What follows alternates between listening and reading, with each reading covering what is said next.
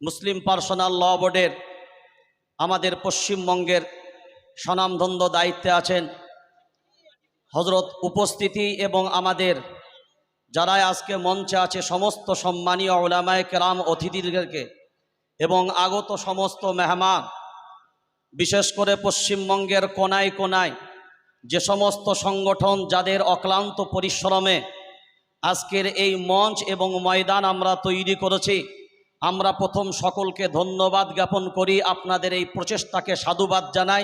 আল্লাহ আপনাদের সকলকে উত্তম প্রতিদান দান করুক। প্রথম একটা কথা, যেহেতু মঞ্চটা কোনো বায়ান বক্তব্যের নয়, খুব সংক্ষিপ্ত সময়ে মূল কথাগুলো আপনাদের সামনে উপস্থাপন করা।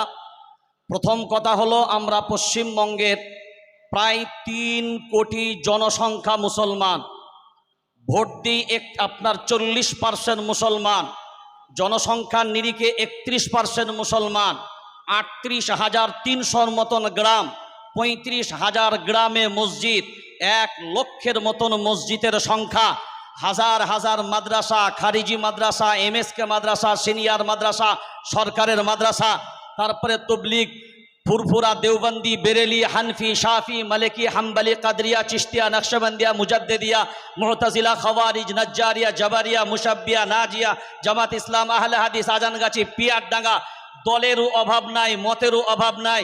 কিন্তু আজ যদি বাংলার 3 কোটি জনসংখ্যা মুসলমান দল ভুলে গিয়ে, কালার ভুলে গিয়ে, রং ভুলে গিয়ে, দল বুঝবে না, রং বুঝবে না, কালার বুঝবে না, এক কালিমার পরিচয় দিয়ে, এক রবের পরিচয় দিয়ে, এক নবীর পরিচয় দিয়ে, এক কিতাবের পরিচয় দিয়ে, এক ধর্মের পরিচয় দিয়ে, এক দ্বীনের পরিচয় দিয়ে, এক জাতির পরিচয় দিয়ে যদি এই 3 কোটি জনসংখ্যা মুসলমান একবার বাংলার মাটিতে বিভেদ ভুলে যদি ময়দানে নামে, আরে বাংলার মাটি না, সারা ভারতবর্ষের সমস্ত জালিম পর্যন্ত কম্পিত হতে বাধ্য হবে।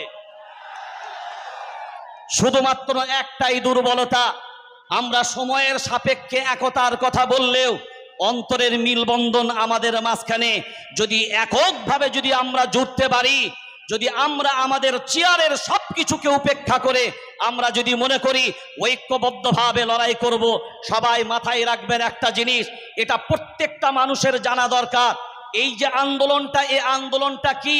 আপনারা সবাই মনে করছেন ওয়াক্ফ সম্পত্তির আন্দোলন, আসল লড়াইটা শুনে নেন, একটা ম্যাজিক মিডিয়ারাও দেখে নেন আর আপনারাও দেখে নেন আসলে ম্যাজিকটা কি। আমার হাতে একটা রুমাল দিয়েছি, দেখেন, রুমালের উপরে মোবাইলটা রাখলাম, অর্থাৎ রুমালের উপরে মোবাইল।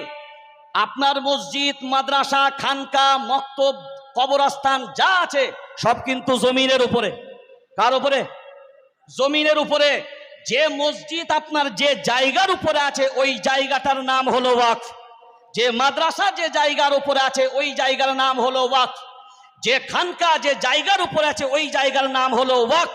সরকার কুচক্রান্ত করে এই যে জায়গা নেব বলেছে, মানে জায়গা যদি টান দেয়, জায়গার উপরে মসজিদ, জায়গার উপরে মাদ্রাসা, জায়গার উপরে খানকা, জায়গার উপরে সবকিছু, তাহলে জায়গা টান দিলে মসজিদ থাকবে না যাবে? এই থাকবে না যাবে? তাহলে এই 3 কোটি পশ্চিম বাংলার মুসলমান তারা কি মাথা চুলকুবেন না দলাদলি করে সব নিজেরা চুপ করে বসে থাকবেন? বরঞ্চ এক বাক্যে এ বাংলার মাটি না, সারা ভারতবর্ষে পর্যন্ত মনে রাখতে হবে যে আমাদেরকে ক্ষতি করার ক্ষমতা সারা পৃথিবীর জালিমের নেই, যতক্ষণ পর্যন্ত আমরা নিজেরা নিজেদের ভিতরে গাদ্দারি না করব। যদি আমরা গাদ্দারি না করি তো হিম্মত নেই কারোর পশম বাঁকা করতে, কারণ हम वो ईंटा नहीं जो दीवारों से टूट जाए, हम तो वो पत्थर है जो पहाड़ों से भी टकरा जाए, फिर भी कोई पहाड़ नहीं जो हमें तोड़ सके। अरे हिंदुस्तान तो क्या, दुनिया में भी किसी माई का लाल नहीं जो मुसलमान को मिटा सके। नारे तकबीर! এই ওয়াকফ কালাম আইন বাতিল করো, ওয়াকফ কালা আইন বাতিল করো, ওয়াকফ বিল মানছি না, মানবো না। এই মসজিদ মাদ্রাসার সম্পত্তি রক্ষা করতে আমরা লড়ছি, লড়বো। বাস এক কথায় আমরা যদি ঐক্যবদ্ধভাবে থাকি ইনশাআল্লাহ সাফল্য আমাদের অনিবার্য। কিন্তু কোনো অবস্থায় আমরা যেন নিজেদেরকে নিজেদের মতো করে বিভেদ না করি। সেই জন্য মনের দিক দিয়ে ফ্রেশ হয়ে, কাক কালো কোকিল কালো, কালো মাথার কেশ, সবচাইতে বেশি কালো মনের হিংসালেশ।